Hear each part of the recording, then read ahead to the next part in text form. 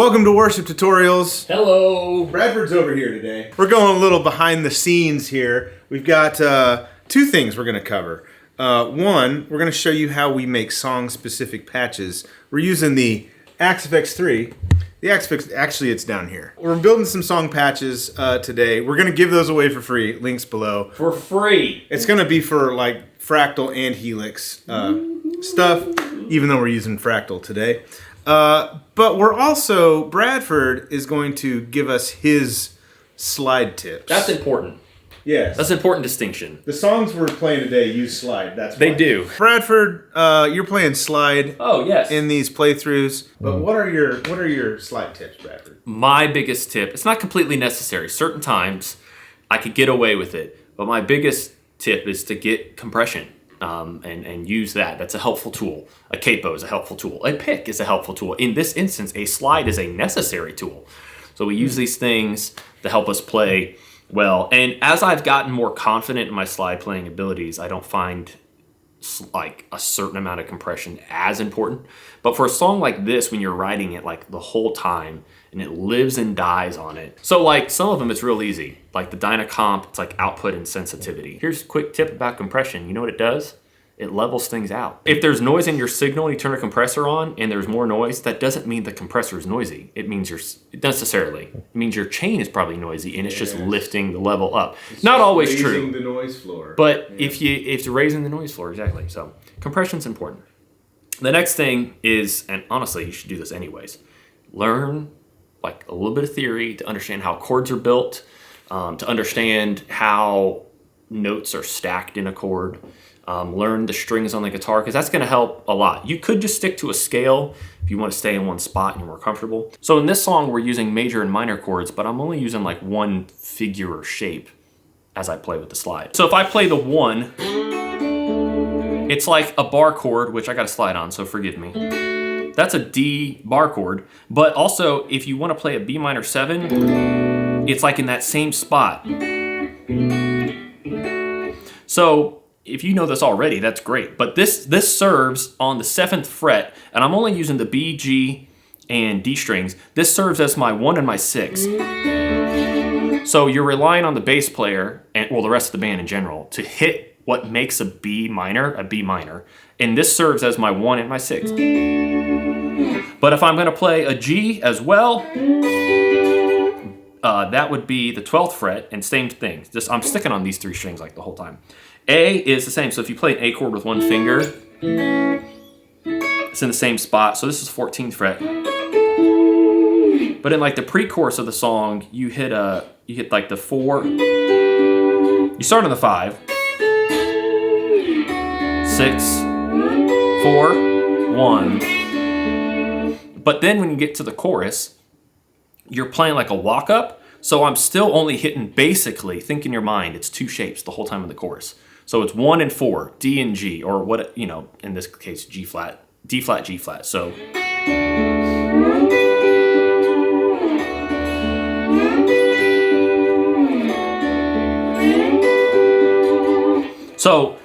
I just played part of the chorus, the first half of the chorus, but you only heard me play 2 things. So if I were to actually play the chords, you'd play.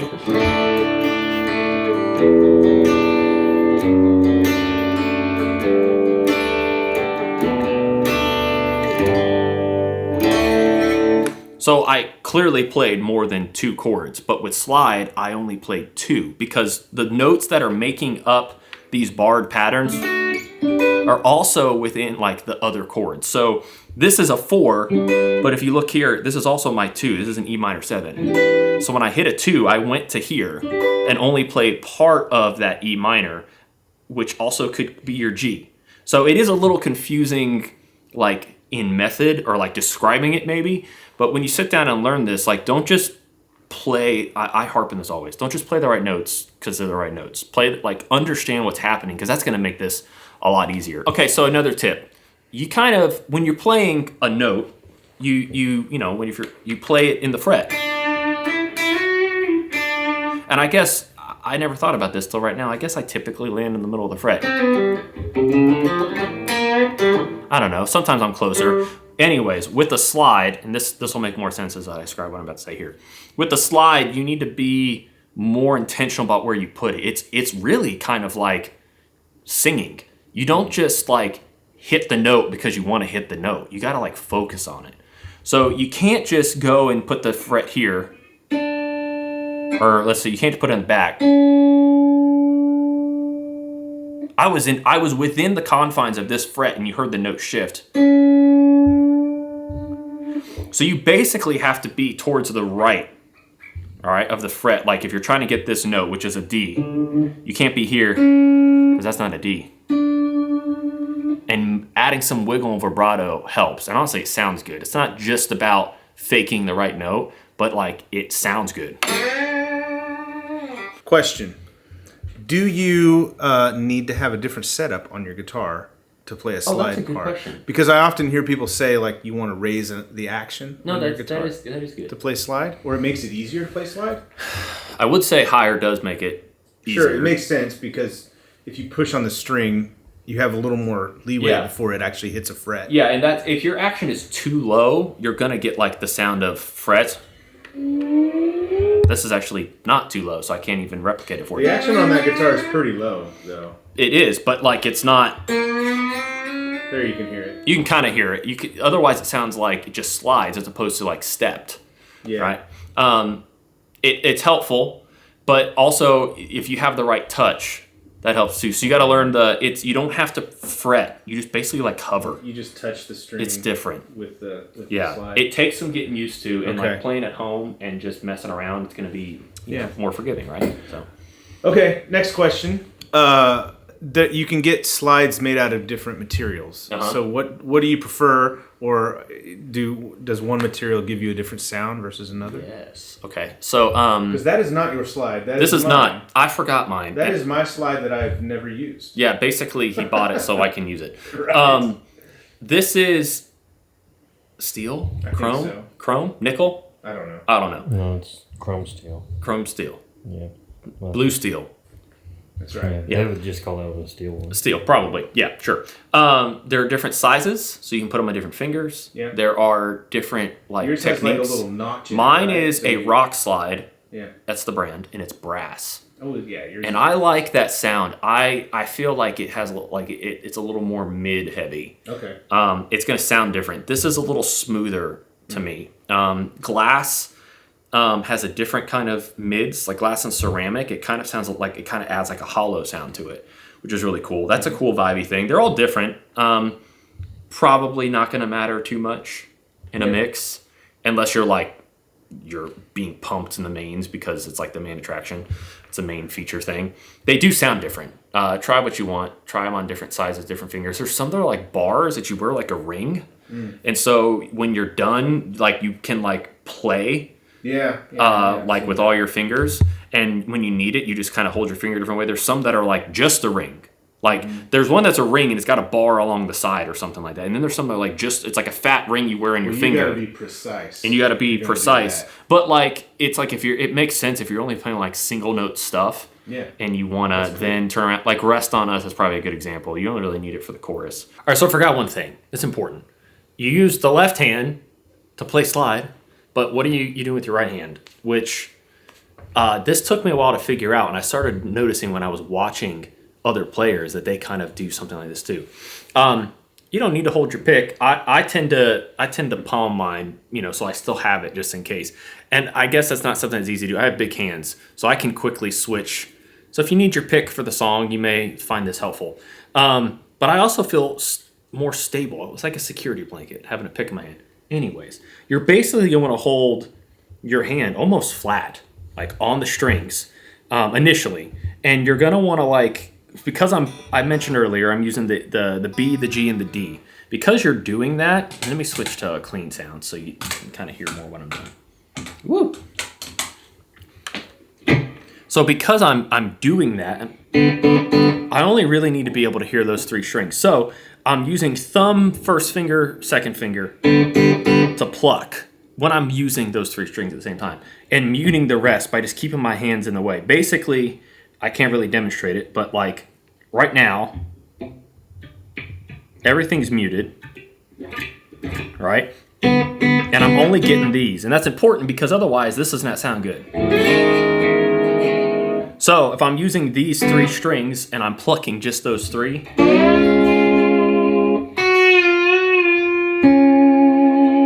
so I'm like, as I'm switching to the B string to play that lick, my thumb is laying down on the D and the G to kind of mute them. And you gotta get, again, it goes back to the practice aspect. You gotta get used to figuring out where to put your hands to mute strings because the other strings will show up. You don't always want that. Like that's not clean. You're not gonna hear it as much, but you can hear that other string. Like, that doesn't sound good. So get used to that, just playing the strings. If you're doing a single note line, in that instance, all I was doing was I was muting the B and the D and using my first finger to get the G. And basically the rest of the strings were muted and I just pulled off the slide, not in a clean way. But that's important, the right hand, that's how you do it. So we're gonna jump into like building the patches. These patches are gonna be pretty straightforward. There'll be like 3-4 sounds. It's gonna be like compression and delay and reverb, and basically the sounds are gonna be varying levels of drive. Yeah. That's about it. And that's why we're gonna give them away. Because they're not like the most simple. Yeah, pretty simple. They're not the most, like you probably do 2 sounds, but because we got units that allow you to stack different things, why not make 4 so you can have options? First thing is we when we build a song patch out, we start with one of our existing patches. So the idea Like is bass patches. Yeah, like so this one we're starting with one of our matchless patches because the matchless DC30 is a sound that a lot of people use in modern praise and worship. Some Britishy thing of some kind. Right. We don't know what they used on these albums, but this will sound close enough for our use. Plus, it's pretty consistent along like all the song patches we do. That way, they don't sound wildly different, unless you want that. That's something to consider. Yeah. Yeah. So we've got like this bass patch that's based on one of our matchless DC30 patches, and then we have multitracks.com pulled up with I Thank God here, and you can listen to the rehearsal mix. It does require a subscription. I think it's $10 or $12 a month, which I pay for, and that lets us isolate electric guitar parts. So you 1, 2, can hear it. intro, 2, 3, 4. That's very compressed. So that's And the it's sound pretty we're clean. going for. Pretty clean. It's cleaner than you think. Yeah. Really it is. We're going to dial in some compression. So the typical compressor we use is this 1176 style. But what are you thinking? Dynacomp? I think, when I think slide, at least when I think James Duke slide too, I think the $60, $50 Dynacomp. Red Dynacomp. It is squishy. So in all of our Axe-Fx 3 patches, in the compressor block, we In have... any of the blocks. Yeah. Well, we have 4 channels, but we always have a Dynacomp dialed in. It's channel C. So we're just going to go to channel C for this intro part. Bradford, why don't you play that? What else did we hear in here? There's definitely some reverb going on. 1, 2, intro, 2, 3, 4.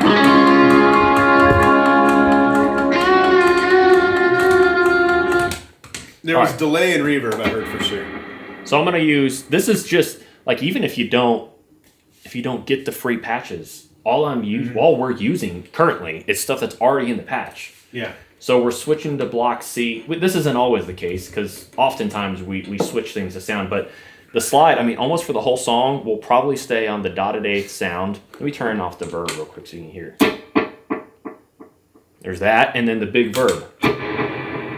And we're feeding that stuff into 2 stereo amps. So it gets this real, especially with slide and some gain, gets real chewy, which if you watched any of our stuff, you know that we love that. We like that. So I specifically love it. That's why I do Kemper. But even though this sounds good. You want more compression? I think we want to squish it up a little bit. Let's go squishier. More compression. We're just going to turn that knob It's as up. easy as turning the compression knob. Mm-hmm. I think you could get by with that. Yeah. But I also kind of like the idea of adding more gain, but you know, we could just make this a clean size. So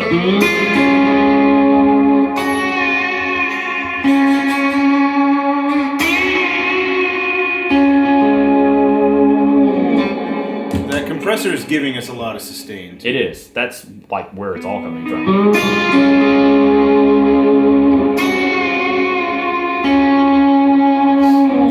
I like it with the KOT on. Yeah, it's not really there. One reason I like the KOT is how dynamic it is too, and like I feel like Axe and Helix both have done a great job. It's like when it's on, if you play light, it's not gritty, but if you dig in, it's adding like an extra level of gain that you didn't already have. But it's almost like it's not on if it is. I don't know. That's why I love it so much.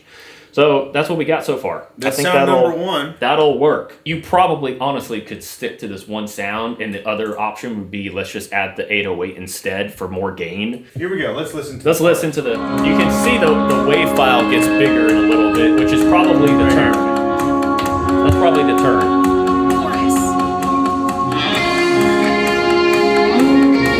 Okay, so there was more gain. Yeah. Or did they switch between a middle position to a bridge position? That's another thing they might have done. So it's all subjective. We can use more gain. We could use more gain. I'm going to copy scene 1 to scene 2. There you go, because it'll be the same minus more drive. Let's just add, what, an 808 on there? Let's swap 4. We don't want to add. Right? Not add, yeah. Swap the... With all that... this is the pre-chorus part. With all that compression, it doesn't sound as gnarly as it does on its own because it doesn't have anywhere to go. Whoa!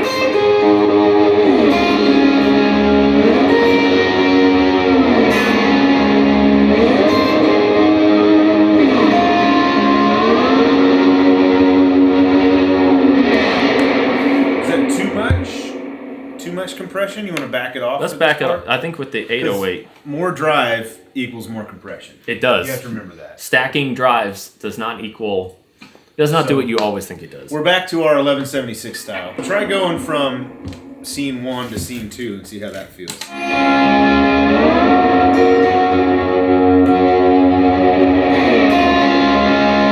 yeah. Oh yeah. That's good. You're in the shot still.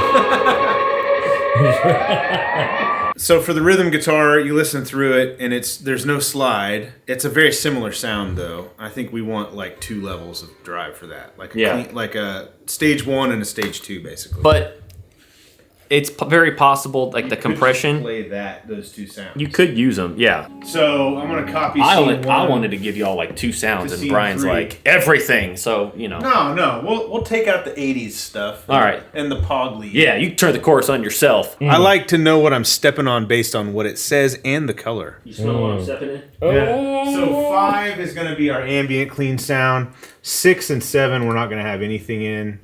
And then 8 is going to be pink for swells. So we'll just copy 5 into 6 and 7. Because that way, if you step on those buttons, you'll get like just a clean sound. And we're done. I think God is done. So that is how song patches are built. We listen to the song. We listen to the parts individually.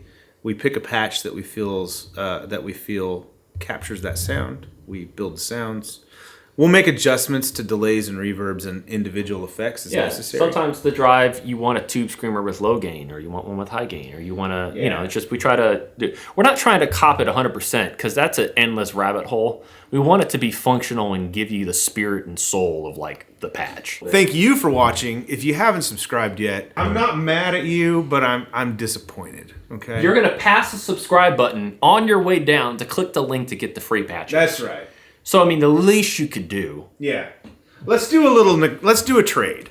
You get the patch and you subscribe to the channel if you haven't before.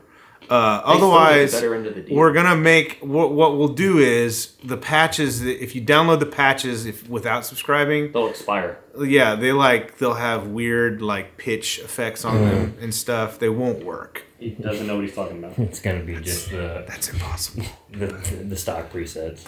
That's impossible to do, but please subscribe. Thanks for watching. See you in the next one. Bye. Bye. Bye. Bye, Nick.